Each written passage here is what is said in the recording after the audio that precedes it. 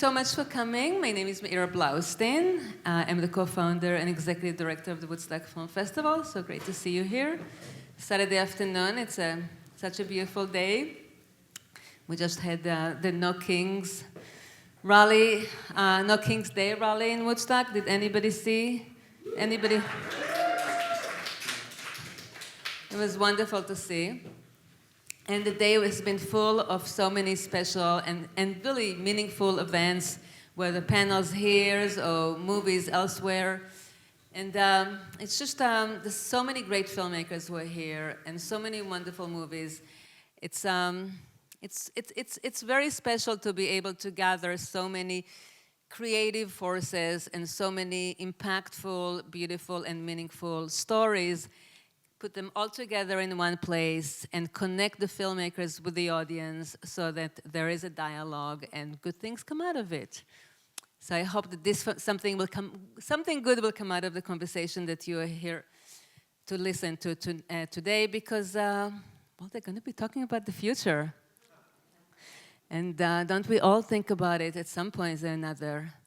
So, but this is a specific future because it's future of media, it's future of speech, it's future of film. There is a wonderful new coalition that has been formed, I think about a year ago, close to a year ago, Future Film Coalition. And when I started to listen, to join their Zooms, huge, lots of people from all over the country and probably the world joining the Zoom, I was really inspired and just so happy that all these people, they volunteer their times to try and help all these artists figure things out, get funded, make their films. And so we have gathered some of them here today. So I'd like to bring Scott Macaulay, who is the editor of Filmmaker magazine and a new member of the board at Future Film Coalition, to come up here. And all of you guys, come on and join John and Brian and Jax and Jonathan, and we'll have a conversation with you. Thank you all so much for joining. Thank you.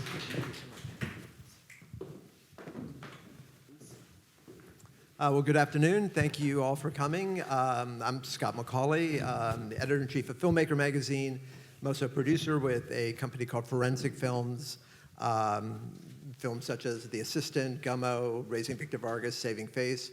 And then I also have a third hat in that I am a member of the Future Film Coalition, and I'm one of the interim branch organizers of the Media, Communications, and Engagement branch. So I'm very happy to be up here with a number of my colleagues who are involved with the Future Film Coalition, or interested, in your case, in the Future Film Coalition.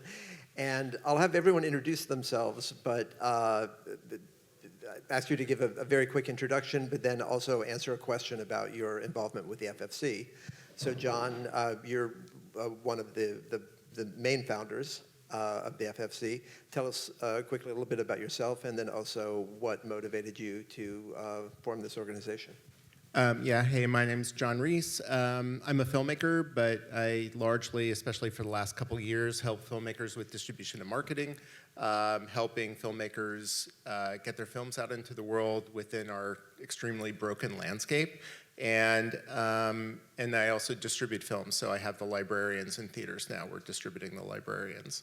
So I got interested in this, or the motivation for this for me was, Abby's son years ago said, John, how come you're not interested, aren't you interested in systemic issues that affect our field? And what are we going to do about it? And more, she said, aren't you interested in policy solutions to how we can fix our field? And it's like, I don't think that's going to work. So, and I'm too busy. And so then I read this book, Choke Point Capitalism, which is an excellent book that if you are interested in this at all, I highly recommend, which is about how technology companies essentially screw the creative arts and how the creative arts can do something about it. And what attracted me about that book was how he said that you can't just think long-term, that you have to create plans that are lying around for when there's a time to work on something. And he gave some very strong examples of this happening historically. And I said, and a light bulb went off in my head and said, that's kind of like what we need to do as filmmakers. And so a number of us got together and started this organization to not only create those plans lying around for the future, but to create a coalition of everyone within our field to take action on multiple levels, on multiple timelines, in order to try to fix our ecosystem. And I guess part of it was, I'm sorry, I'll shut up in a second, is understanding that these are systemic issues that we're facing, that it's not like lack of audience interest, it's not lack of this, it's not lack of that, is that our ecosystem, the financial underpinnings of our ecosystem are suffering under very specific structural issues that are created by corporations that are specifically working in their own economic interests that happen to be very much against our own economic interests. And that it will take policy, and it will take policy to do something about that. Great. Thank you. Brian, tell us about yourself, and why did you jump on quite early to the FFC? Yeah, my name is Brian Newman. I run a company called Subgenre, and we work with major brands that are funding films and help them get them distributed. And if we don't have a coalition, there will only be brand-funded work and not independent work. And we actually have a short film playing here from one of our clients. We funded the film Original Sin, which is playing in one of the shorts programs here. So that's another reason why I'm in town. But I write a newsletter, which is how I kind of got roped into this, because I wrote a newsletter post a couple years ago about how we needed to reform something like AIVF, which was the Association of Independent Video and Filmmakers. It was founded back in the 70s to address a lot of these similar issues, and it died in the early 2000s, which coincided with the boom when everyone thought Netflix was going to save indie film. And so no one thought they needed to bother organizing filmmakers anymore. And we tried to save it at that point, but we couldn't get foundations to care, we couldn't get filmmakers to care, and it died. And Jon called me up and said, we're starting this group, Abby Sun from IDA and himself, and a few others, and would I be interested? And I immediately signed up to be one of the founding board members, because I think it's so important that we're too far behind on our organizing, and we need to get organized. So that's why I joined. Jax, tell us about yourself, and you're also the interim director of the FFC right now. Yeah. So I just started a few months ago, and we just did our announcement the other day, and I'm just so excited to be working with Future Film Coalition, because I came from the National Endowment for the Arts, and I was the director of film and media arts there. And back in 2017, I was actually working with Simon Kilmurray and Cynthia Lopez, who was on the panel previously, and we put out a report around sustainability in the documentary film field. And we knew at that point it was already looking pretty grim, but it was the golden age of documentary. And in that report, there was a few talking points that we had, and one of them was obviously platform dominance and this change of internet distribution. But one of the last things on there was the need to educate policymakers. And it's something that never really gained traction, because I think, Jon, throughout this time, people have really felt underwhelmed by their policy engagement, or if you are a nonprofit, maybe you think there are rules that make it so you aren't supposed to do any advocacy or civic engagement or educating policymakers, which is not true. There's only a percentage, which in most cases, organizations, if you're doing programming, you're not spending all of your time doing advocacy or lobbying. So anyway, after that work, I started a network called the Independent Film and Media Arts Group with Sundance Institute. And that was something similar to Future Film Coalition, except one of the things that's the major difference is IMAG, which was the Independent Film and Media Group, which still exists, is not able to do any type of advocacy work because it was a government-funded initiative. So one of the things that always kind of held that group back was this organizing component that could actually change some of the larger infrastructure issues. So I'm so excited to take everything that I know from working in government and helping bring that to this group and all of the members within it. So I'm really excited to get started. And prior to my time at the NEA, I worked at a smaller nonprofit film and media arts organization called Squeaky Wheel Film and Media Arts Center. which also is the type of organization that does a lot of local and regionally driven work. We bring in a lot of national and international filmmakers, but we have intern programs, youth programs, and some of that actually leads to people working directly in the field, and one of them is here, who lives in Hawaii. Do you have a film here, Daniel? Yeah, we have a film, short film here.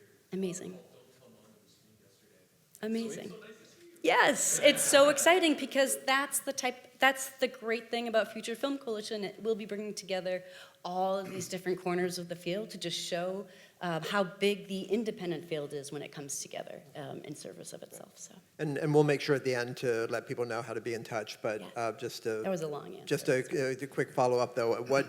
What stage is the FFC in right now? Like, what is, like, where is it in its organizational history, and what's on the immediate horizon?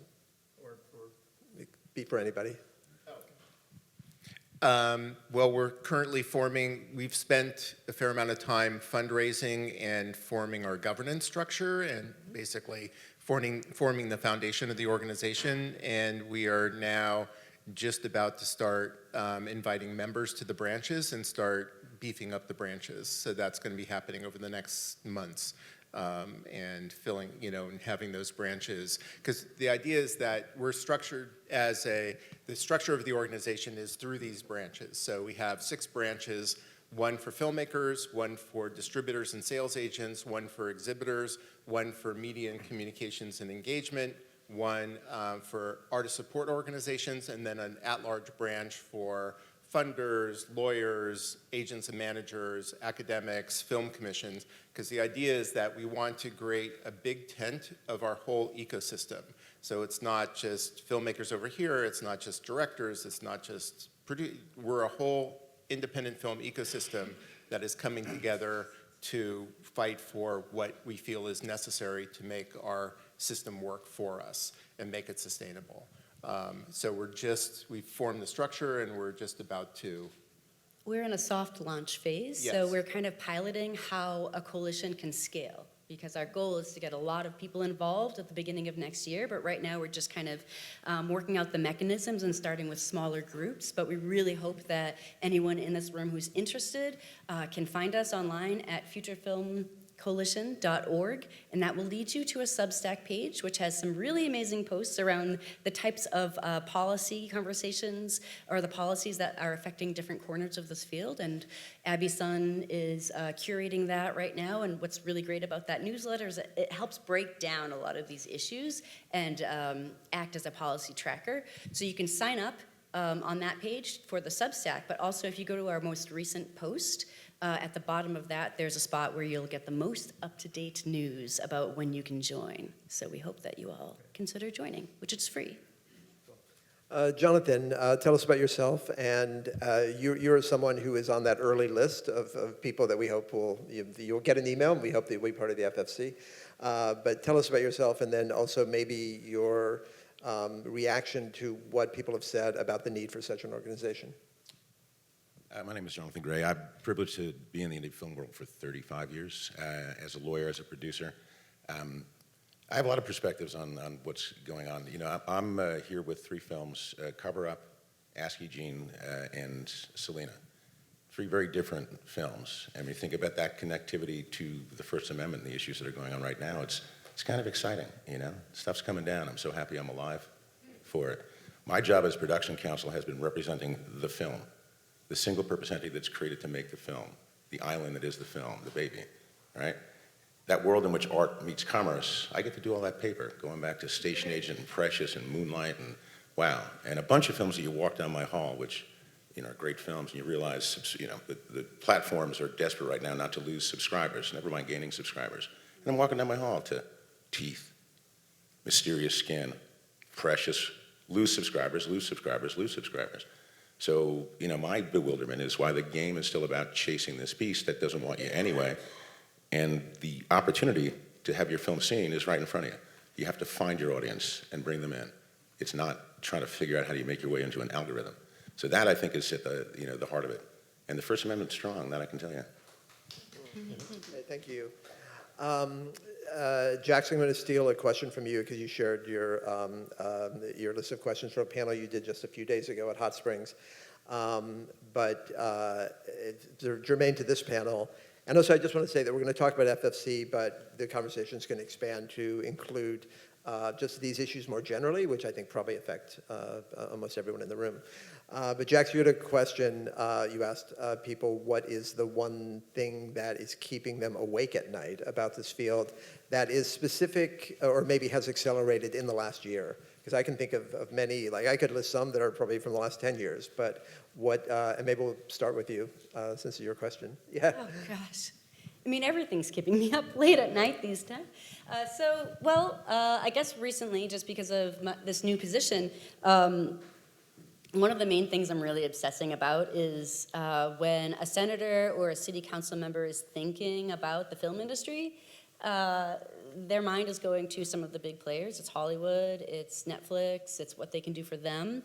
But really, they're not seeing the thousands of small production companies and distributors or filmmakers that are really the lifeblood of this industry. And there's data that shows that this industry is populated by small businesses. And while we might represent as small enterprises the majority of this film ecosystem, we're very invisible in policy conversations. And so I think for me, I'm trying to think of ways that we can educate people in this field how to really engage and find really accessible points for that, because it's also a very, policy is so hard to navigate. We need people like Jonathan to help provide a lot of that guidance, or people who used to work in government, which right now I think there's a lot of those people who are ready to help us navigate this ecosystem. So for me, I'm really excited about that opportunity. Cool. John. Oh, I guess, well, I agree a lot of things keeping up at night, but for me, probably media consolidation, and especially recently, the prospect that now a newly conservative Paramount Pictures, which is already going to turn CBS to the right, and as declared by them, is also looking to acquire Time Warner Discovery, so that would knock one possible, not that these are necessarily buyers, but it creates a media consolidation. It creates fewer people or fewer entities that are creating some kind of independent voice and a way for independent filmmakers to possibly sell their films, and essentially puts under one roof and under one right-leaning roof three of our most recent entities that used to be independent. Like, it was bad enough that Warner Brothers and Discovery came together, now with Paramount, Warner Brothers Discovery. And this is happening, I think, throughout, and has been happening throughout, and is part of what's been causing problems within our ecosystem, is this media consolidation. So last week I was at a private gathering at the Ford Foundation that was about how do we save public media, specifically POV, as it's been being attacked by the administration. And it took us 30 minutes to get into the Ford Foundation building because of all the security we had to go through, because they're worried about people attacking the Ford Foundation from the right. And actually the administration is attacking the foundation, and they're attacking Soros and MacArthur. And then on a panel, I brought up, we may not even have the Ford Foundation in 4 years. Like, that's how serious it is. They're trying to go after their tax status and say they're funding terrorist groups and all this stuff. And that's something we've been relying on as filmmakers, is getting grants from these big foundations. And when they come after the big ones, they're going to come after the small ones too. So that chilling effect, which is also going to lead to self-censorship, is what keeps me up at night. Although here it seems to be Jonathan Gray's parties. Intimate social gatherings. Yeah, but I said it had to be something in the last year, and those parties are legendary. It's still happening, Scott. And I'm sitting next to Scott. I got to do production council with Scott, and one of the great all-time people of independent film, Robin O'Hara. And what a privilege, really. And still doing the same thing, which is working with filmmakers to get their films made. And making independent film where you're not subject to notes that feel like an algorithm, 17 minutes in, we need a turn. Michael, how's it going? You know what I mean? It's like, make your film, the manner of distributing a film, the platform is your phone in theory. We have to figure out how to best utilize the resources that we have to preserve the opportunity to make an independent film, right? And the chilling effect is, oh my God, I may lose a sponsor. Netflix isn't gonna like me. They may lose subscribers. That's not independent film. Independent film isn't driven by trying to feed the beast. It's silly. That becomes just a loop, and echo chambers shouldn't exist. We have the rare opportunity as artists, I'm looking at a bunch of folks that I've gotten to work with, poke the beast in a subversive way. If you're not trying to bring in people on the other side of the argument to engage, what a waste of time. So, boy, try to figure out how to get the message across. Try to get the message of truth can't be broken across. And that's expressed in filmmakers all around the room, right? So my gut is navigate in a manner that's not about Netflix or the streamers. Respectfully, I like Netflix. No, we're making independent films here, and stick with it. He made some of the most important independent films out there that changed the world in a certain regard. Not because they were right on point telling people how to think, because he gave them an opportunity to say, where am I? Right to Gummo and all these films, Yeah, I've been interesting, just personally, faced the last few years of seeing films I was involved with 20, 25 years ago getting reissued and coming back, and films that we thought were kind of very small, tiny, niche films, and they're, on Criterion, they're on the streaming services, and you're seeing, I think just, we're in a whole generation now of like 90s and 2000s films coming back. So I always, my advice to every, young filmmakers is save everything you do and assume that everything you do will have value into the future, because it can be very easy to even think of your own work as something that vanishes from the algorithm, immediately. But to maybe the word algorithm has come up on a couple of these answers, and one of the central observations of the FFC charter is, I'll just read here, giant corporate interests, and this is to follow up, John, on what you said, giant corporate interests hold an anti-competitive advantage derived in part from their stranglehold on audience, data, and market dominance. This consolidation inhibits new voices from entering the U.S. media industry. John, and whoever else wants to join in, could you maybe break that down a little bit on the granular level? How does it, how does what I just read out materially affect a filmmaker entering the market, whether either at the early stages or the later stages? Well, it's complex. We used to have this festival acquisition system that didn't work for all filmmakers, but at some point worked for many filmmakers, where there were buyers, people who would, pay filmmakers money and allow filmmakers to actually earn a living to be filmmakers, and to then go on and make another film. And in a sense, what's wrong with that? And that when you have fewer and fewer buyers, and especially when most of those buyers now are looking at their algorithm and looking at middle-of-the-road tastes and realizing that reality TV is what gets the most eyeballs in their marketplace, that they're, for a variety of different reasons, partially because of what the algorithm maybe tells them, partially because they're chilled because of the political climate and are not acquiring or funding more challenging, interesting, diverse types of filmmaking content. And so I would say that's one aspect of it. And I'm well known for saying that filmmakers have to take charge of the distribution and marketing process themselves, that the system never serviced all filmmakers, and I think that's still true. But I think at this point that we need some form of ecosystem and economic ecosystem that will show and support the true value of the work that independent filmmakers create.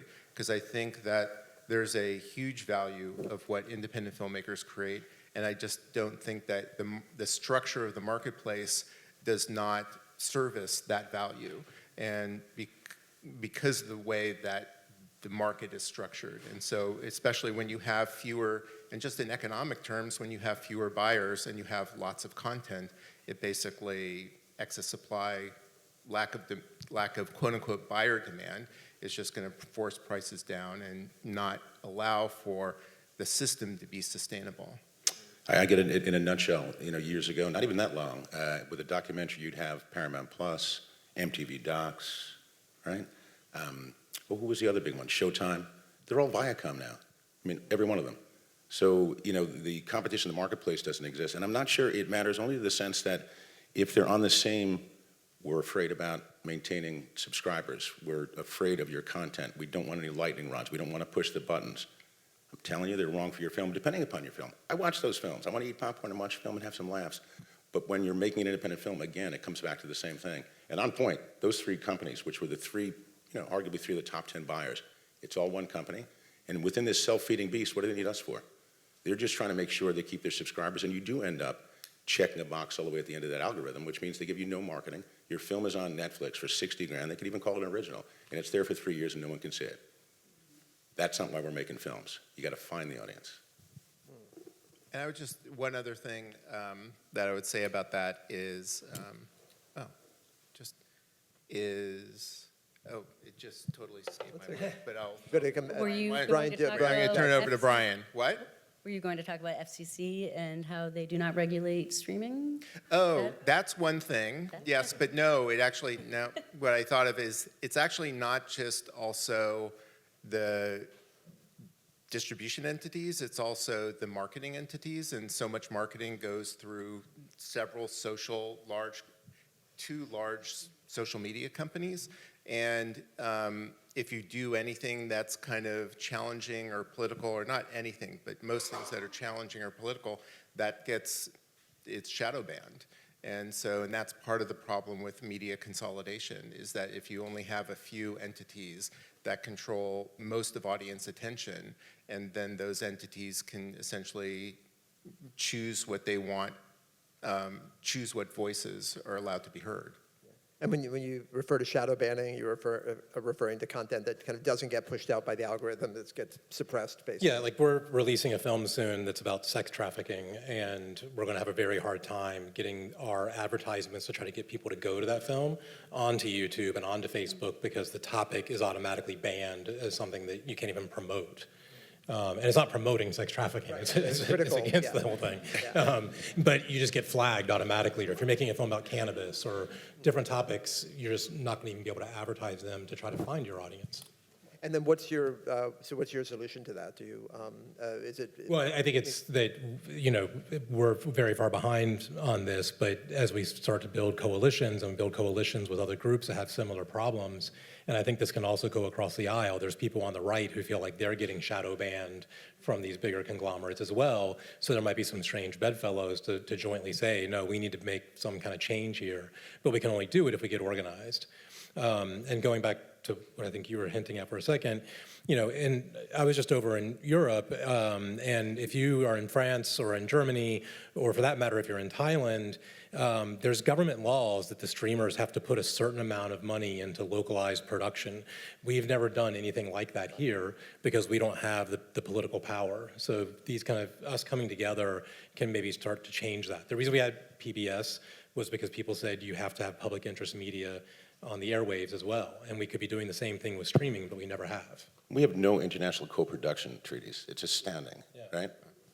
Yeah, I'm sorry, go ahead. This keeps me up at night, actually, because, so I'm also a Shorenstein Fellow researching this right now, looking at Newton Minnow's 1961 epic speech around television as a wasteland, and there are some really uncanny parallels. Newton Minnow was a chairman at the FCC.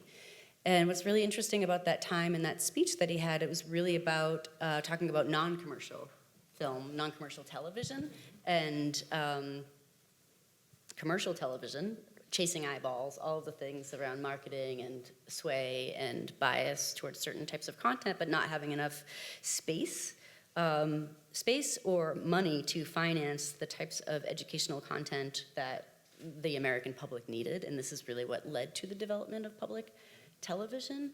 And so looking back at that is something I've been using as a lens. And Newton Minnow also talked a lot about later in life how when the internet came about, all of the missed opportunities for regulating the internet with the FCC. So one of the things I think we'll really be focusing on is looking towards other models in Europe that have done that. And Canada also has had some luck with this. It's a mystery what happened with the United States. I just got to say, FCC, what a joke. Take a look at what the FCC has been doing. It's absurd, and it'll collapse on itself.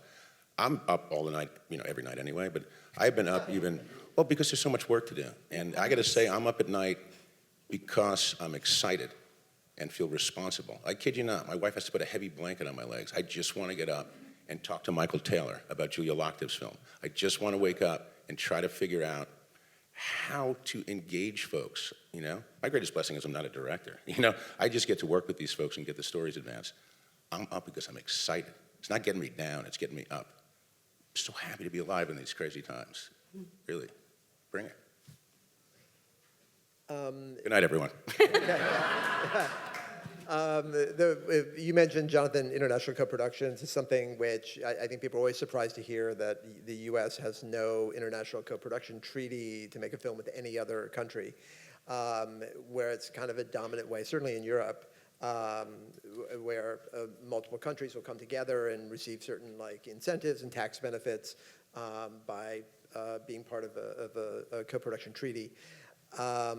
This is actually one of the things that the Trump Make Hollywood Great Again, whatever we call that proposal, that was sort of floated out earlier in the year. It seems to have lost quite a bit of steam, at least from my outsider perspective. But this plan that was put together with John Voight, I believe, and his management company, and Stallone and Mel Gibson. But I think Voight was I think Voight's team was the main one. But one of the proposals was to allow. Not the most anti-Semitic. Right. Yeah, exactly. Terrific, yeah. But one of those proposals was to have the U.S. have some sort of international co-production treaty, I believe. Jax, is that a kind of goal that FSC could educate people around? Absolutely, yes. Actually, I'm talking with Jean Pruitt in a few days from the Independent Film and Television Alliance around some of their work around this. So it's, anything. Yeah, no, I think one of the things that we've always talked about, Alex Rivera was also working on this early with Michelle Satter, was an idea of a national film board. So there was some progress made in that before Trump was elected. And they've kind of turned that over to us. You know, when we, this will be one of the task force that we create, working groups that we take.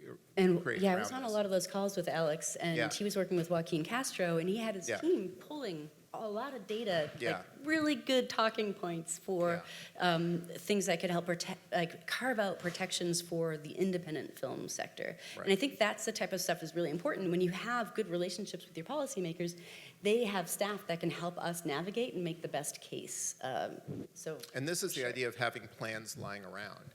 Like if you have a plan for a national film board, so it's not necessarily that you already have something written along this, so that you're already coming from a position of strength. And if it doesn't happen under this administration, that when the next administration comes in, which will wash away all of this administration, and my personal. Boy, think about the propaganda machine that could be created by a co-production treaty led by Mel Gibson and John Voight. I'm serious. Yeah. This is now when action is being taken. And that's the coalition. Is Leni Riefenstahl still alive? Bring them all around. That's not progress. That's leading people, further into tyranny. That's not a political statement. Mm-hmm. This is not the way it should work, where you're, trying to let folks who don't want to take care of you pretend they're taking care of you. And by the way, not even pretending. I mean, they'll come out in front of everyone and say we're making right-wing films that are oriented towards propaganda. It's silly. All in favor of coalitions, but not in a manner that just perpetuates what wasn't working. Well, also, one of the things that you don't want it to become is something where the money is given, but before the money is given, there's some sort of cultural review board, which is what's happening in Texas now. That's the Texas one, yeah. Yeah. So I'm looking, where's the Ten Commandments in here? I mean, it's really upsetting.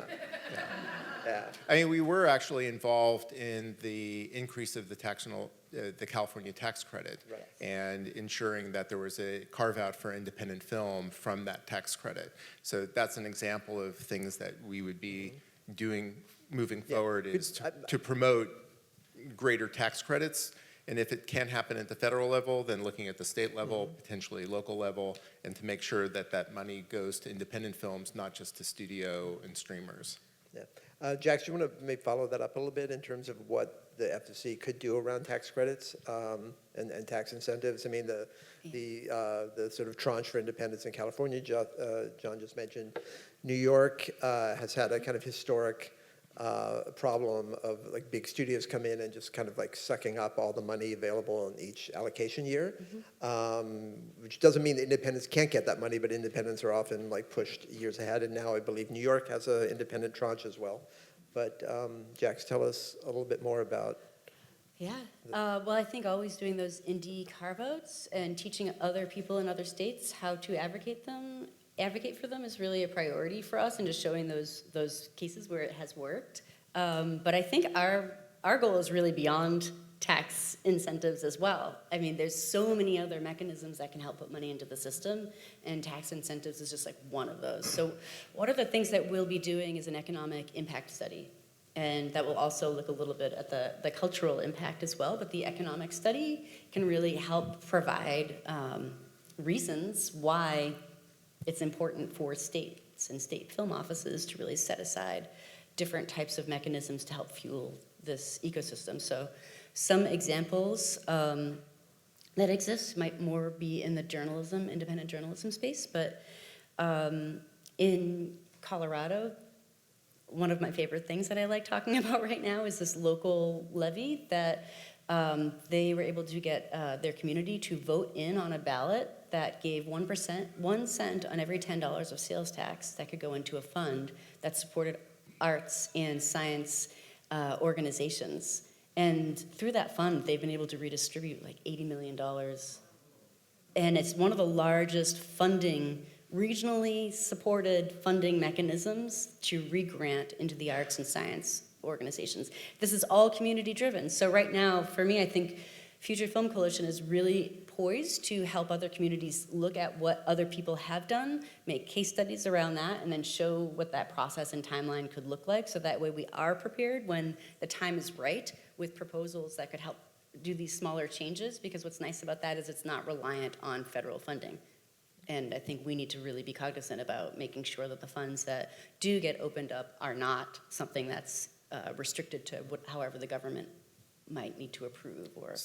So I just want to chime in. One of the things, so we're just giving examples of different types of tactics that could be used and different types of policies that could be used. One of the central elements of creating the FFC and creating these branches is so that people within the branches can kind of voice what they see is affecting the things that are affecting their specific branch. So what's affecting distributors, what's affecting exhibitors, what's affecting filmmakers, and then for them to voice ideas of potential solutions that then the whole FFC and the board itself, but the board and the whole FFC will then decide on what to move forward on. So it's not like these are just examples, and we're not saying that these are the be-all, end-all, and someone might come up with some brilliant idea 6 months from now that we all go, oh my God, that's amazing, like let's work on that. I think one of the dangerous parts of these studies, the economic impact in independent film. I get to teach at all these classes, and I say the same thing all the time. A good investor agreement in independent film says you're going to lose your money, you're going to lose your money, you're going to lose your money, make check payable to blank. I've worked on a lot of successful films, but that cannot be the motivation. And New York State, they have their meetings at my office, and they're talking about, well, for every dollar that's spent, this money, you're going to lose that. It's not about the math. We're talking about the arts, and this is not counter to saying I get to work with art meets commerce, but that's not driven by the dollar. I wonder when someone walks in a gallery and it looks like, wow, it's an off-white painting that's called off-white or something, and it gets bought for $6 million. Like, that I don't understand. Films have color and sound and can really make an impact. So we can't be driven as independent filmmakers by how do we make the most money. I'm not saying you shouldn't make money or you can't make money. Again, find your audience. And it's not just the preaching the converted side of things. But economic impact side of things, it's a tough argument to make, in part because the arts is not driven by that. Well, the one thing, so this is where I would say, and I think Jax can speak to this really strongly, is that policymakers listen to economics, and that you don't necessarily want to, or it's difficult to affect policymakers on cultural issues. I mean, we're in the United, it would be nice if you could, but generally they listen to economics, and we feel as a coalition that there is a strong economic argument, and I agree with Jonathan, I agree with everything you've said, but there is a strong economic argument of what the independent film sector brings to economies and brings to small, and is based in small businesses, and how that independent film is actually comprised of mostly small businesses that contribute heavily to economies, from caterers to local suppliers. When you go into, say, San Bernardino and you hire people from San Bernardino, et cetera, that there is this economic basis that there is no current study that shows that. The studios create studies of what the economic impact of media as a whole or Hollywood is, but there's nothing that currently exists that shows the economic power of independent film, and that's one of the first, as Jack's indicated, is one of the first things that we're intending to do. I'm sorry. Yeah. Yeah, please. Okay, so yes, there's a few things I'd like to say. One, your local council person would love to know if your business is impacted by certain policies or different changes in regulation or other things that have made it really hard for you to make a living this year, last year, past 5 years. Are there things that have been contributing to your business's ability to do business? Those are important things, and that's why I think the economic part, it's not just about the economic impact, but maybe just as a constituent, that we as small businesses or small companies in this environment, it's a fairly imbalanced marketplace. So I think that's why the economic research is important. And one of the organizations that has had a lot of luck with this is the National Independent Venue Association.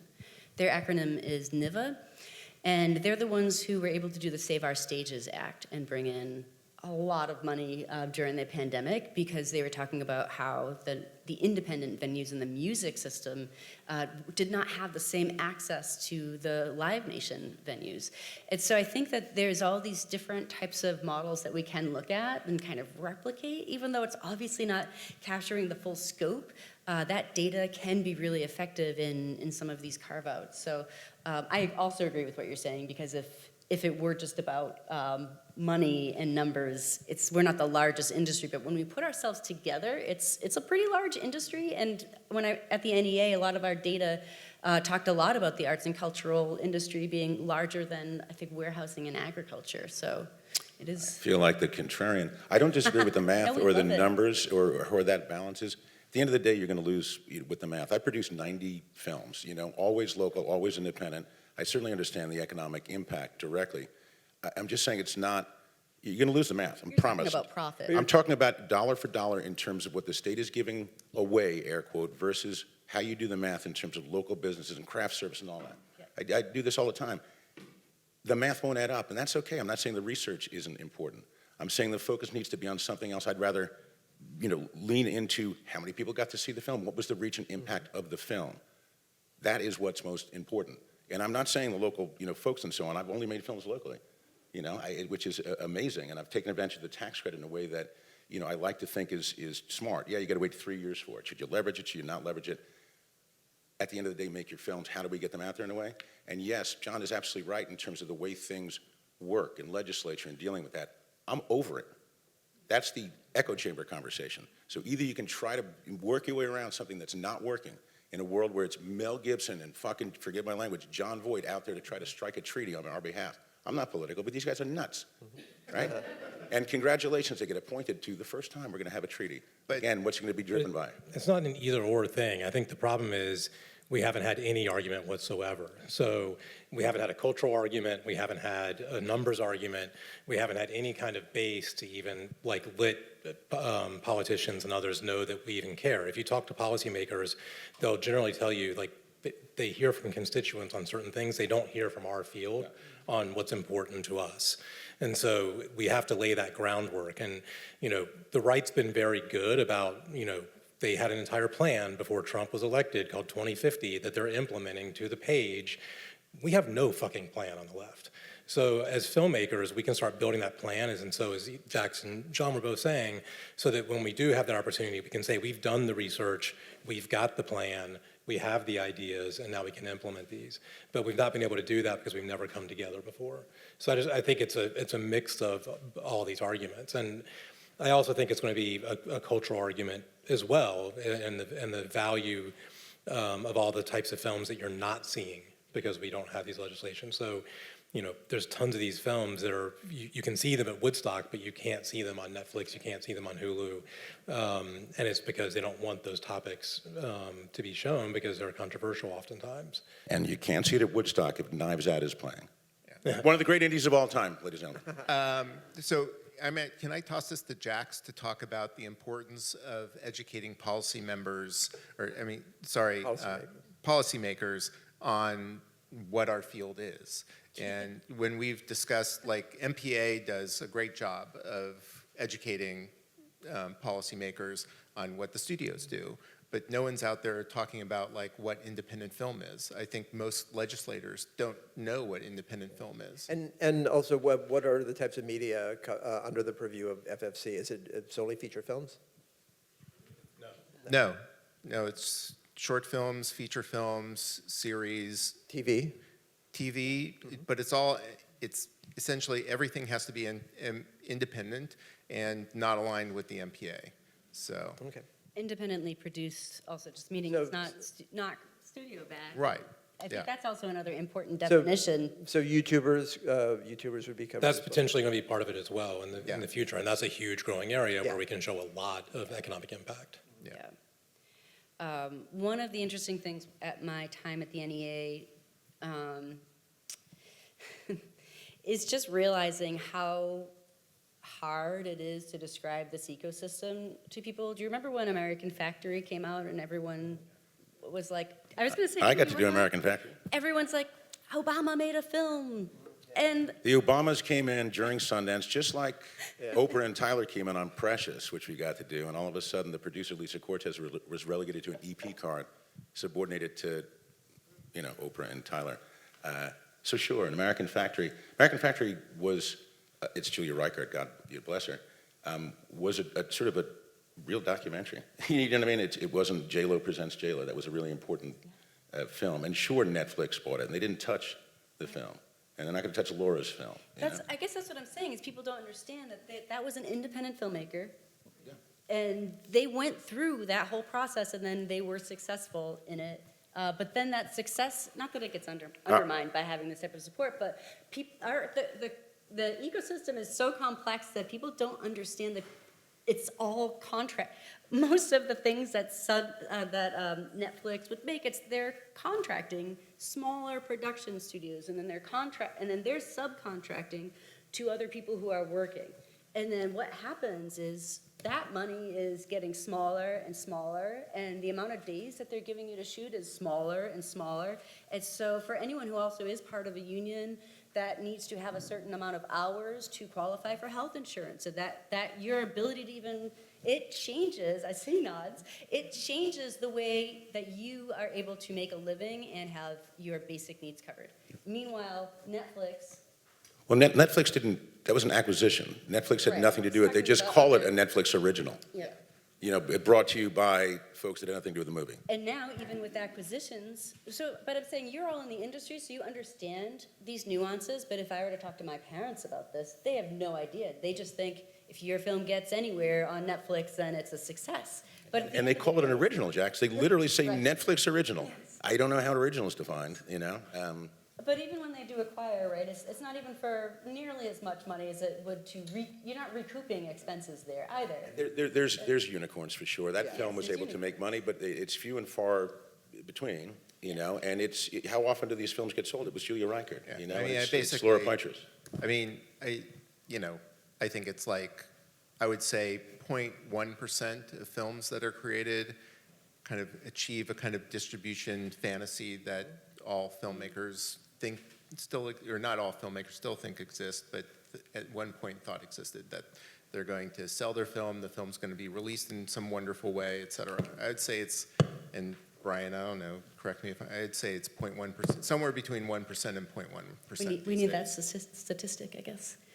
Yes, but that's just off of my anecdotal, like, non-scientific kind of purview. Dr. Howe just put out a great book that I just got the other day, and I can't wait to read it. It's called Enshittification. Enshittification, yeah. Oh my gosh, everybody should just go get that book at the local bookstore here. It's called enshittification. It's by the same author who wrote Choke Point Capitalism. So, yeah. Electronic Frontier Foundation. So what's really Well, it's interesting. Cory Doctorow wrote it, but it's being supported by EFF. Yes, but he started EFF, Yes, right? right. So I'm not I think he sure. was one of the.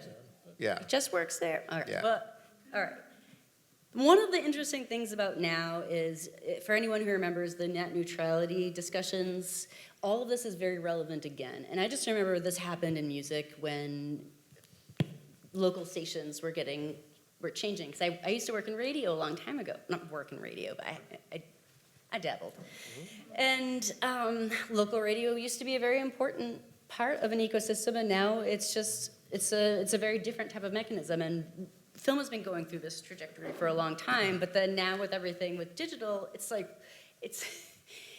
there's not one entity that's taking all of these different parts, like film, music, whatever else, podcasts. We all should be working together, and that's the other exciting thing about Future Film Coalition is we'll be making alliances across these other realms. So that's why our name, Future Film Coalition, actually is a nod to the Future of Music Coalition, which they've been through this before, and so I think we'll be stronger together, and it's Always stronger together. Before we go to questions, I want to ask Brian, because Brian, you and I, we both write newsletters. We both write about AI from time to time.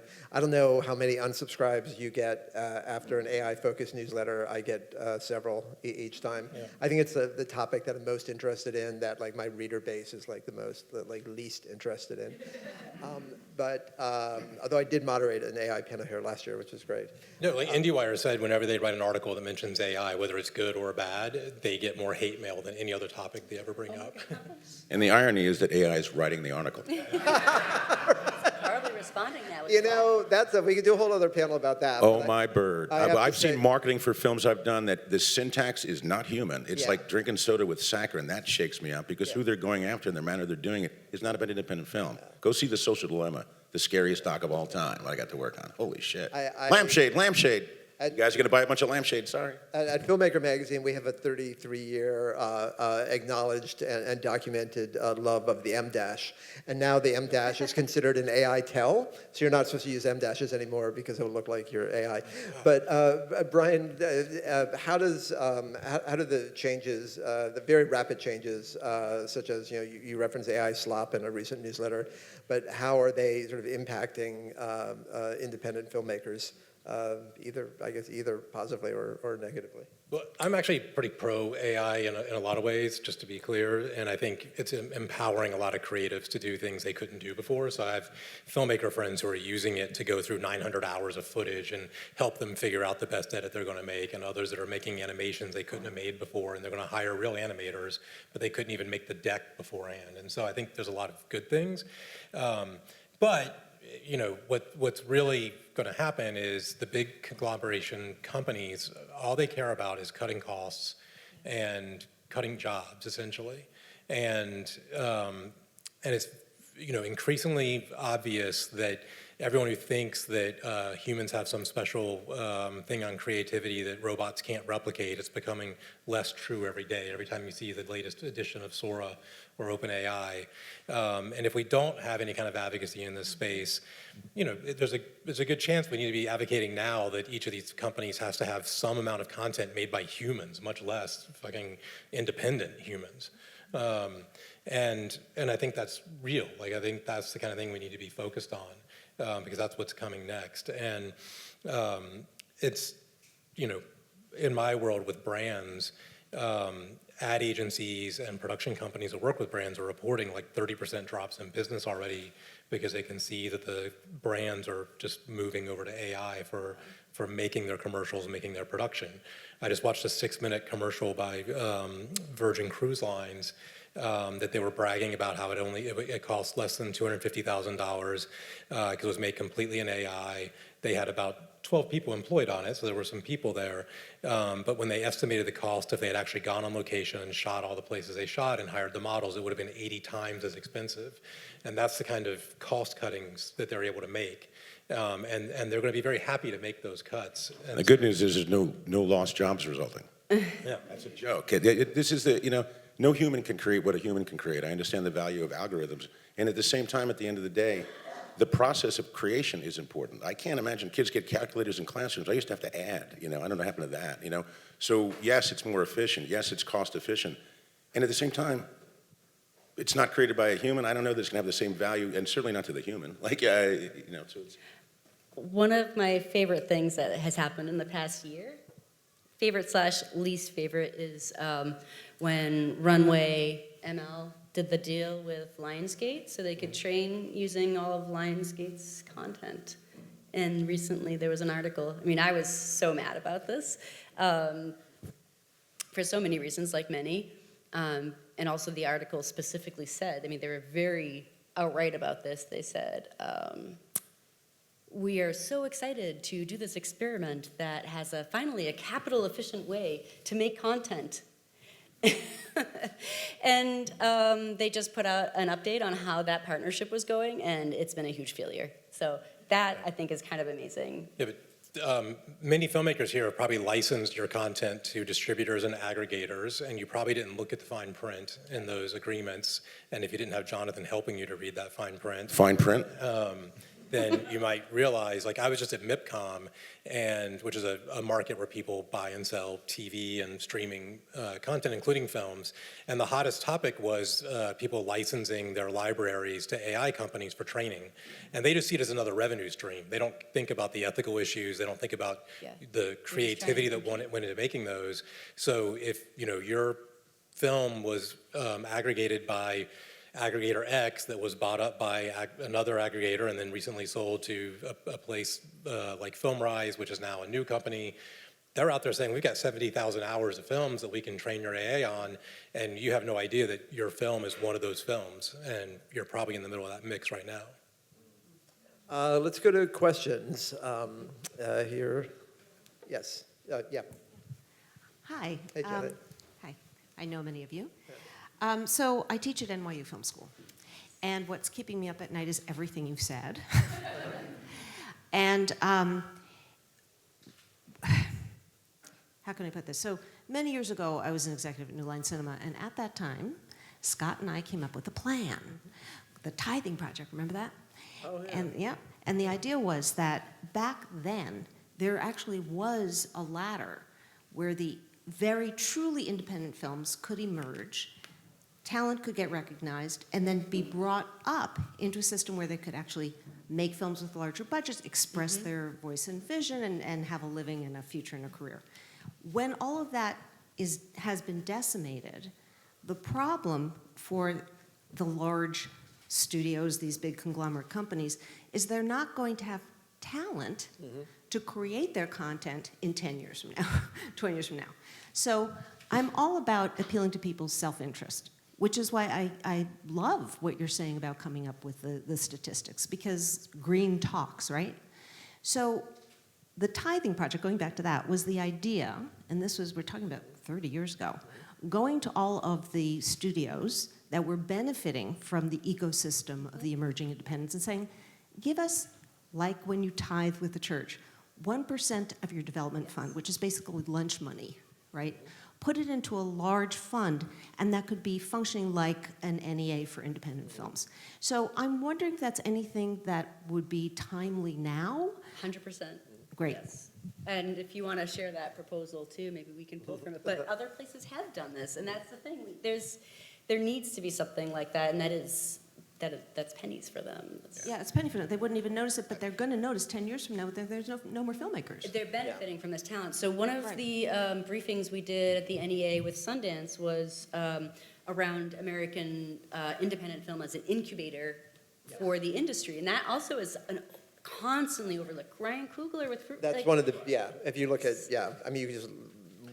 Knives Out, Ryan Johnson. Ryan Johnson's first film, Brick. Yeah, so many people. Chloe Zhao, Christopher Nolan for some $40,000 film called Following. We need these people as our spokespeople, all these people that are huge cultural and economic forces now really started in independent film, which maybe 30 years ago was not necessarily the case. It was really bifurcated, but now independent film really is a feeder system.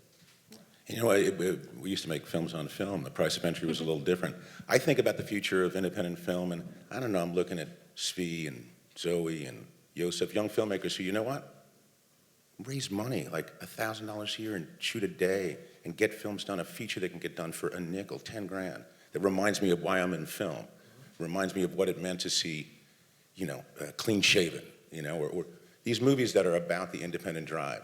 So the future of film is the filmmakers, and they're there. I get to work with them. What a privilege, you know? And sometimes they hang out in my office for 6 weeks, you know, 6 months. It's such a privilege, you know? And that's the future of independent film. It's now. And they're figuring out how to get the movies made, you know? And figuring out how to keep the community building. You know, I singled out Svi because he's carrying the torch. He has independent film events and parties. I look and say, my God, the community is surviving. And it's because of the filmmakers that aren't sitting around saying, God, how do I make a movie? Make it. I mean, it is a weird paradox right now because like nobody's working, times are terrible, but everybody's making a film. You know, so many people are making films right now. I was a viewer or a recommender of a kind of micro budget selection, and I agreed to do it because there would be like X number of films. So okay, I can watch that many films, and there were like 5 times more entries this year in terms of features. So I mean, just so many people, and you go to festivals like New Next, and there's like a real thriving community of people there, and yeah, the films have a hard time traveling beyond that circuit. But they certainly do exist within that circuit. And the circuit goes beyond Sundance and Woodstock, and tell you, right? There's 1,600 regional film festivals. I'd be delighted to play my film at the Tallahassee Kosher Butcher Film Night if it's an engaged audience, you know? That's the real heart here, is not crossing your fingers and hope you're one of the 4 films that gets invited to Sundance. There are festivals out there, regional film festivals with engaged audiences. It's there for independent-minded people to see films that they can't see on Netflix. Can I just make a follow-up comment Yeah, on sure. that? Because, you know, I'm all for micro-budget. It's what I encourage all of our students to do. It's what we're teaching them to do. But back in the day, you'd make an independent micro-budget film like Spanking the Monkey that we shot for $45,000. And then there would be a world that you could walk into Yes. that would support and find value, to what John's point was, economic value, in a film then made for $1 million, $3 million, et cetera. So that filmmakers could grow and then eventually become the great generation of filmmakers like Ryan Coogler, et cetera. That's all gone now. Yeah. So And now how you have can... and now you have filmmakers who are established trying to think of how do I make a film for $100,000. Exactly right. It's gone because the theatrical isn't there anymore. And even when you have a top film that's getting its awards release, it's 11:10 a.m. and 2:50 p.m. in the basement theater where is that the subway passing by? Yeah. Right? So that's gone. Film festivals are here, right? You're not going to, get ahead of the line with, a Spidey movie or whatever. Yeah. And all the great distributors that used to rely upon, platform releasing. And, the days of My Big Fat Greek Wedding. I don't know, it peaked at week 22 theatrically. That doesn't exist. We got to figure out how to use the Well, festival system. This is absolutely true, right? The entire ecosystem that supported the emergence of new films and filmmakers is gone.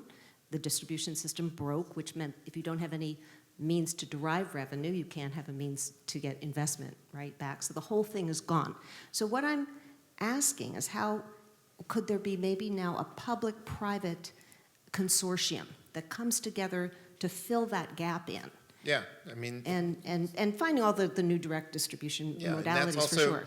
I mean, it's Jack's pointed out earlier. It's other countries are doing things. This is all over the world. This is happening.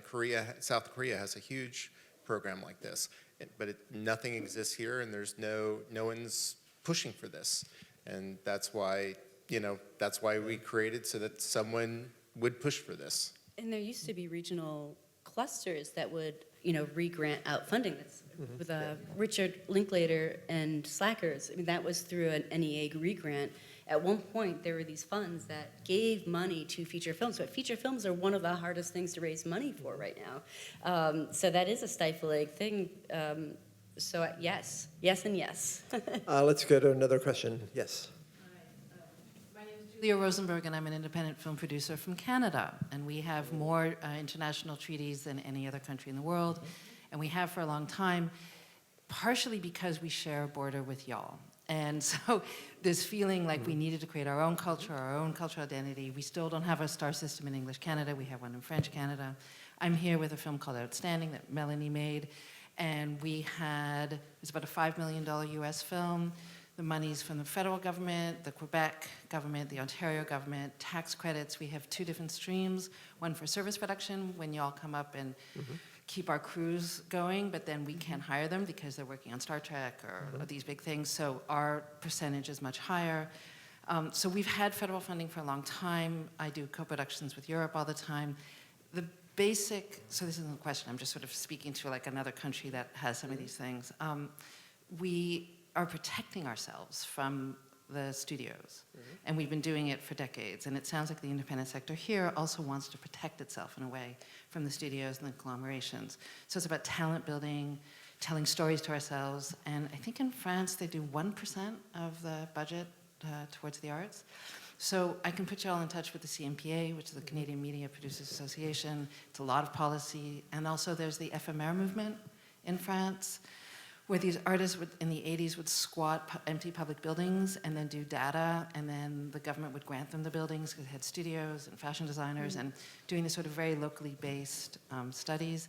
And lastly, Canadian films have a hard time getting box office, of course, but 50% of the revenue come from an organization that TIFF started called the Film Circuit, which organizes all of the local small regional film festivals. So more than 50% of our box office number comes from rentals from these small film festivals.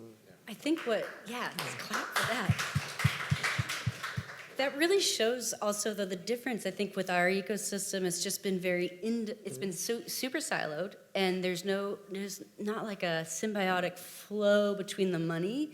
And I know in Canada, you also were able to recapture some of the Netflix streaming fees because there's a little bit. Carney just gave up on that to try to keep, But because that was also like a U.S. company coming in, but so the streamers still have more leverage than the Canadian broadcasters. So the idea is that the airways are public, and in order to be granted access, to a corporation to have access to those airways, and they had to put money into independent content. Yeah. And independent, so the companies that produce can't have a big ownership by the networks as well. So the producer has to be independent. Yeah. But we also don't have to do Canadian stories. But I'm sitting, like we were saying today, we just walked out of a documentary, all of the film in Canada would be defined as independent by you guys. But it's supported by the state. You also are redoing your Telecommunications Act. I thought at one point that wasn't, but for us, they're in the middle of trying to do a whole delete with the media consolidation and revising all of this, but you seem to have more. We have tons of problems, though. Yes, you know, it's not perfect. It's a really important point you bring up, because when I said earlier that we have no co-production treaties, the reason that all the other countries have co-production treaties is because the U.S. is kind of the hegemon when it comes to film production. So and it's broken my heart because I've wanted to work with American talent, and so I can tell you can do it with Ireland, and you can do it with Germany. Like we know the loopholes. These are treaties designed to protect culturally local production and then economically local production. And you pointed to like an interesting fact about the U.S. system is we have this American independent system. Its borders are kind of porous and loose, and many people enter the independent film world because they want to make a studio film. The most important thing I heard that you said was, and I think unfortunately you were kind of off, which is, we're protecting ourselves in the studio system, which I agree with entirely. And I don't know how that works when the studio is sponsored. Is there a studio sponsor ahead of me? Don't tell me. That is what gets broken. Well, some would argue that's subversive, right? Take some of their capital to do something. Well, that's cool right? unless what you're doing is trying to sell to a company and you have to adhere to what works with their algorithm, because then it breaks, anyway. Well, we have so we have the National Film Board of Canada, we have Telefilm Canada. Yeah. We're also all operating in an ecosystem of scarcity, right? So it's hard when you think, okay, music's going to get together with podcasting, get together with film. We're all fighting for these little dollars. Is what we're finding. Within the CMPA, television is most of our business. So it's really hard for feature film producers to actually get a voice when it comes to some of the policy so it's... Well, let's chat. I would love to talk more with Sure. you. So thank you for sharing that. Do we have another question? I think up front. Yes. Hi. I had a question. I was recently lucky enough to go to a panel at the Federal Reserve of New York, of all places, and it was for Creatives Rebuild New York. And what I was very surprised and frankly excited to hear there was the representative from the Fed. I expected he was going to get up and talk about, dollars and money. And he didn't. He got up and said that actually the greatest value, the reason that the Fed was interested in this, was because art inspires us, and art has all of these positive benefits for a society that go way beyond finance. And they had, during that panel, there were people that had done studies on things like, now this was art in general, so it wasn't indie film, but they had looked at things like, if you gave money and grants to communities for artists, they then went and measured and looked at, like, what were the health outcomes that changed in that community? And, like, surprise, surprise, people were healthier. And what happened with mental health, and what happened with crime, and what happened with all of these other statistics. So I do think that, along with certainly looking at the dollars and cents, like absolutely, that there really is a case to talk about why art for art's sake is incredibly important for our country, and especially through the lens of, what are we all thinking about capitalism right now? I don't know. So there's lots of perspectives. Yeah, I just don't want to, and that's great, but I don't want to give the impression, because we've talked a lot about the importance of economic studies and using that with policymakers. In our DNA and mission statement is how important culture is, and how film is important in so many different ways in terms of culture, obviously. So that is baked into the FFC. Like, that's part of why we exist. So, and that's great. We should probably. And that study was around, that was the universal income when they gave, yeah. And I mean, those also are those are smaller pockets, which I think it's really interesting to look at how that's happening, but I would say, like, across as a whole in government offices, the decision makers, I think there needs to be a certain economic strategy to that. But I 100% agree with what you're saying too. But I mean, it's just that we've made this argument, this has been the central part of our argument for so many years, and we haven't really addressed the economic. And, like, why does we it have to need be an both. argument too? Right, Is that yes, already- yes, it's yes, I think you have to look at it as yes and, like it's Yeah. both. But the states do, I mean, the states do commission these studies when it comes to the advocating for the tax incentive. And there's always studies saying, the state spends $1 and there's an economic multiplier of 5, but then there's also always some counter studies saying, no, but if this money had gone somewhere else, it would have been a multiplier of 10, So, another question, perhaps. Yes, in the front. Yes. Hi. Oh, okay. All right. Hi, my name is Judy Kipping, and I'm from East Africa, where I started a documentary fund called DocuBox.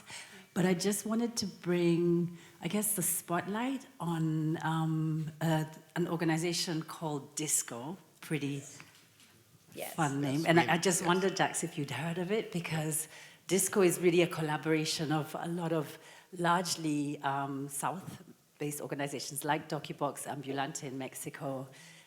There's an organization from Lebanon.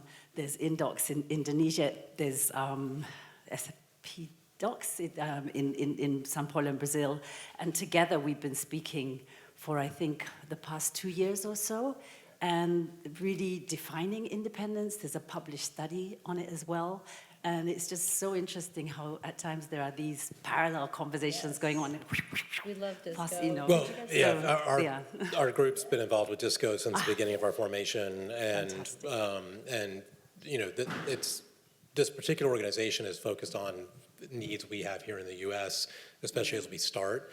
But the hope is that we can then start making coalitions with other groups like that throughout the world on common issues. So right now we're staying more in touch with these groups, and the hope is as we get our shit together, essentially, we can start to get more active with those other groups on common concerns.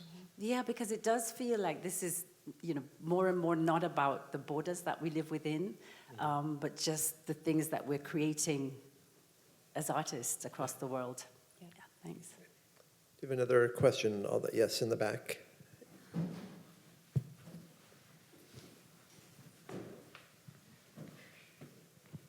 Hi, I'm an independent filmmaker from Virginia. I'm 18 and I was in the student film with my film team. With everything that you've said today, what would you say for the future filmmakers of America or anywhere to get started and to keep working with the art that we love and to not lose it, with everything you've said today? Good question. Who wants to take that? I would say when we open up for membership, join the coalition, and but in the meantime, be generative, make work, and to understand that as filmmakers in this marketplace, you have to not just be responsible for making a film, but for connecting a film to an audience. So keep an eye out for distribution and how you're going to get your film out into the world, and not assume that someone else is going to do it, because that's going to be the lay of the land for a while until some of these changes hopefully get made. So that's my perspective. Yeah, and I would say really focus on building your audience and focus on getting as many email addresses as you can from your audience, because the more you as a young filmmaker have that direct connection to your audience, the less some of these things matter. If all of a sudden Netflix isn't interested in your film, but you've got 1 million followers, you're gonna have a much better time than if you were focused the entire time on just trying to sell your film to Netflix. And I don't mean to just pick on Netflix. I've got friends who work there, by the way. But then I think, when you're in college, or at least when I was in college, I was willing to work on someone's film and sleep on the couch.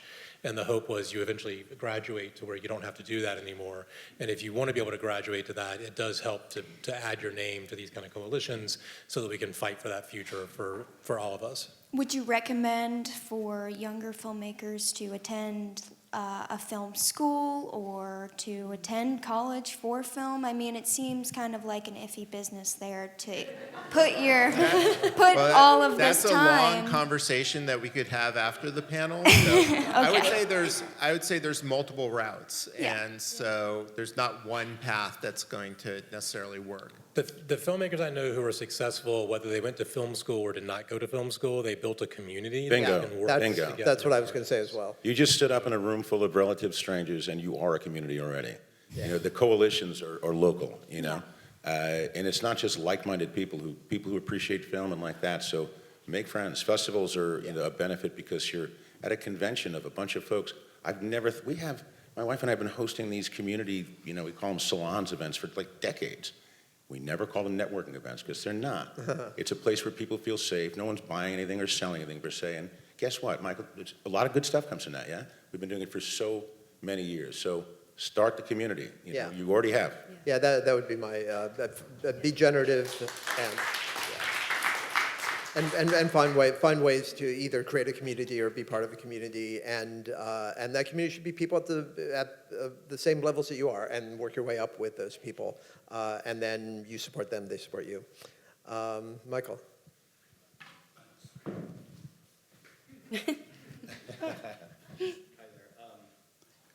Okay, I'm going to embarrass myself in front of you guys because you know so much more about this than I do. We've had some private conversations, among some of us. I have a question. I think we tend to talk about the 5 or 6, studios, Netflix, Amazon, the old school ones as sort of like our enemy, because in a way they are. But I've had this utopian vision for a number of years, and I've talked to some of you privately about this. And now that I know you have this organization, I'm wondering, let's imagine, and you're going to laugh at me, I know you will. Let's imagine we have regime change in a couple of years. We have a Democratic president, and that president can lean on these media companies in the same way that Trump is leaning on universities right now. Or perhaps it can just be a moral thing that the Academy suggests, or ACE suggests, or some of these organizations. These companies are very profitable, right? They're all making money, huge amounts of money. What if they were tithed in the Christian way? And I don't mean to be overly Christian here, but 10% of their gross revenues went into a national film fund that all of you would probably be on, and another 100 people, very diverse. And I'm inspired by something that Judy Blume said that was quoted in the last panel. I said, what about all the books that don't get written? And I'm thinking about, what about all the films that don't get made? Because right now, we still have these wonderful films being made by people. We all work with them who are just so motivated that against all odds, they're going to get that short made or that feature. One of the first features that I worked on as an editor that took me to a festival was a film I did that cost $11,000 on mini DV. So it's not always about the money. But if these corporations were, or call it a tax, we could be talking about, a 200, 500 million, billion-dollar fund where you could have seed money for screenplays. Here's $10,000. You could have $50,000 to make this short. You could $200 to make this feature. And you know what? You wouldn't have to pay any of it back to anybody. One of the things that got me started as a filmmaker in the mid-'80s was my first wife and I got $55,000 from the NEA, the NEH, the Ohio Humanities Council, and the Ohio Arts Council. We made a film about the Amish people, got shown all over the world, even though it was only an hour long. Everywhere on PBS, we sold to all the individual stations. Money kept rolled in, and we bought a co-op in the West Village as a documentary producer. So my question is, I'm talking about 2 or 3 years from now. Is this a viable thing? Can we lean on these companies? How can we get some money out of them? And how can we get a national film fund started, just like every other country has? Yeah. Well, do you mind if yes, that is not a thing to laugh at, because I think it's something that we should all be very serious about in asking those questions. And how many of you have actually gone to a testimony or done a public comment around media ownership, or even for the NEA written to ask why this doesn't exist? If you have done that, raise your hand, because I want to talk to you. But no one has. So this is the interesting thing. Working at the NEA, there's all these things that go in the Federal Register all the time, and those are the opportunities when you can voice these types of concerns and input. And those are actually the things that get documented, and then later someone sifts through them and goes, oh, these were the things that were kind of a highlight here. So one of the things I'm really excited about with Future Film Coalition is teaching people how to do that, when to do that, and sending that message, so that way you all can be writing those letters to ask those questions. Because if it's not there on record, then it seems like everyone's okay with what's happening.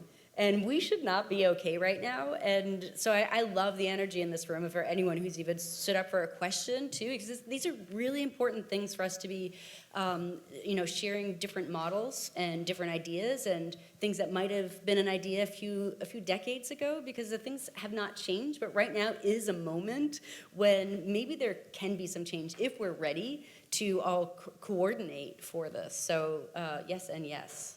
Maybe not 3 years, but let's work towards that. Yeah, I think that's our goal here, and it's learning from the past that the same type idea came up before. But we're going to be working on this as a group and as a coalition. If you join us, you can help us work towards ideas like that. But I would add others to it, and one is what if we pushed before we can get the government to push Netflix or Hulu to do this? What if we just thought about Film Freeway, who's taking a lot of our money and not giving anything back, and also ourselves. So we've been approached by Ruby Lerner, who used to run AIVF, saying if we get a big enough coalition, we could all put our own money in and develop our own grant program to give back to filmmakers. So it's about thinking about new ideas, not just trying to do the legislation and the pushing, which we need to keep doing, but it's also coming up with what are the new patterns we can come up with. Yeah, to I mean, make I have things work. to say, there's a certain amount of Netflix bashing, but Netflix pumps a lot of money into this economy, and it is some of what we're talking about is going to necessitate money coming from other places to either equal or replace some of that money. Like Netflix, the amount of all of the award stuff they do underwrites like independent movie theaters, the events, like people who work at the events. What? They're on the banner behind us. Yeah, they support film festivals. So they're a major advertiser of Filmmaker magazine. So they. I will say that's why in our mission it does include having this independent sector flourish alongside the broader entertainment industry, and that's in there purposefully because this is not about tearing down the Netflixes. Right. This is just about how can we work together to have the thing that we've always wanted to have. It's just a balanced. Yeah, but as Brian said, I think it's some of it is up to us to step up. And whether it's like putting money or whether it's just like buying things in a different way or viewing things in a different way, whether it's about like paying to rent an independent film when it comes to SVOD instead of like waiting for it to be on when it comes to TVOD instead of waiting for it to come on subscription, or like going out to the movie theaters, buying a ticket, or becoming a member at a nonprofit. And there's a path. I'm not dissing on Netflix. I literally, as we sit here today, did the first acquisition of all time at Netflix and the last one. All right? For real, it's crazy. I play with my heroes. I don't not like Netflix. I watch Netflix all the time. I'm saying the answer for independent film is not Netflix, okay? I can't wait to go home and watch Knives Out on Netflix, Forgive me, that irks me, because the independent film ecosystem needs to be living with independent film. And the folks that come and take up that champion screen time and they're seeing a movie that could be on Netflix next week. Congratulations, Netflix. I guess that's why you have your name up. But that's not an independent film. That is not what independent film audiences should be coming to see. And then they go and they haven't seen an independent film, but they saw Clooney on the street. But they're also here with Perfect Neighbor, which is a fantastic documentary. I get it, yeah. But we're independent filmmakers, and that commissioned works come in a little bit differently, and Knives Out comes in a little differently. I'm not dissing those films. I'm just saying I'm an independent filmmaker, and we can't pretend we're part of that world. It doesn't matter. There's other opportunities. Great. Do we have time for one more, or we? I guess we'll do yes. You can call it. It's coming to you. It's coming. Hi. So I am going to date myself right now, but I was the director of communications for AIVF and FIVF in '78. And I want to go back to the systemic part of this and the idea that we've done this before. AIVF and FIVF, Association for Independent Video and Filmmakers, was enormously successful because we trained a cadre of lawyers who became lobbyists, and we ourselves lobbied Congress. We went there, we lobbied them. The staff was trained to do that. It was an amazing, powerful, needed, effort. And I just want to urge you to try to also focus on the legal part of this. And the understanding that we're being censored and issues of sustainability, those two things are fishtailing right now. And they had done that already. And we already overcame that, and now we're back again. And it's actually worse now, obviously, because the government is much more adamant and articulating censorship in a very, very clear way that they hadn't been before. It was just an assumed thing. If there's a way to support the legal, education of all of our members, when I joined Support the lawyers. Support them in doing the work that needs to be done, and then educating people how to do that. Exactly. I think that that's something that needs to happen on a national level, and it can be done on a local level as well.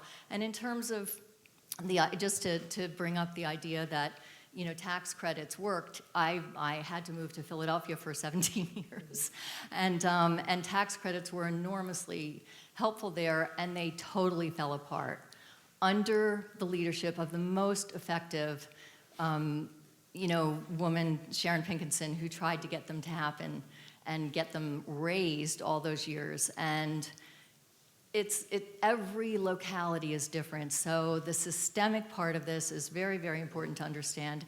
And then working with localities as well. And that is what we've done before. The history is there. We published it. I'm so glad you're doing this research. It's incredibly important to remember how to do this stuff because it is a kind of full circle moment. And even though the industry has changed enormously, there are more outlets than ever. That makes it harder in some ways, and in other ways, it means that we just have to be even more clear about the systemic part of this, which clearly you are, and I'm glad. The Pennsylvania tax credit was great. It was an assignable tax credit. And you know why it didn't work? Because the math didn't work, because it's not about the math. When they put those dollars in terms of benefit back versus money's out, the math is never going to work. Well, and that's what Scott was saying. There's always another side to where that money Absolutely, should go. and it's about the arts. And if we're thinking about the value of the arts in a financial bottom line way, I don't know, that's kind of broken from the outset. But it's also about free speech. It's 100%. also about expression. It's also about marginalized voices getting place in the society to have voices. So there are multiple ways into this, and I'm really glad that you're here. So thank you. I'm so glad you're here. And ITVS is also, the formation of ITVS being created by filmmakers and testifying before Congress, and all of that is definitely things that we're going to be pulling from in terms of tactics going forward. Yeah, so important. One last important thing. Congress shall make no law respecting an establishment of religion or prohibiting the free exercise thereof, or abridging the freedom of speech or of the press, or the right of the people peaceably to assemble and to petition the government for a redress of grievances. That's the First Amendment, straight up nonpartisan. If that word sound at the end, petition the government for a redress of grievances, is confusing, it's just speak truth to power. That's all it is. That is the moral imperative in the single most elegant sentence in humankind. So bring it again. And there's a way to make your way through the system. These are some of the, literally the greats in independent film. And I'm not just a contrarian. I don't have a different perspective. I'm just every day in the ground, every day, which is amazing. And it needs to translate, and it needs to translate through your voices. It needs to translate and pick it up a camera and make your film, whether it's 3 minutes or 5 minutes or an hour. And it's a start, at least. That is a good note to end on. Thank you all. Thank you all for coming. Thank you.